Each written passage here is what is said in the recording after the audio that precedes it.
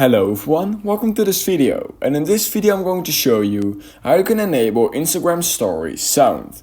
So when you are basically trying to view stories over on Instagram, for example this one, we can see literally right here that this guy is talking, but we don't hear anything over on the Instagram story.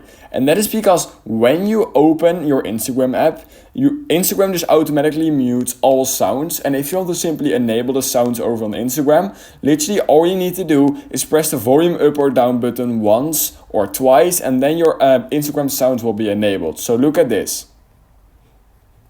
Shout out, Young LA is absolutely crushed. We can right now see that I literally pressed my volume up button once and immediately my audio started playing. So that's basically how you can enable Instagram Stories sound. All you need to do is press the volume up or down button once or twice, and that should fix the issue or why maybe your Instagram Stories are not playing sounds, or that's basically how you just can enable Instagram Stories sound.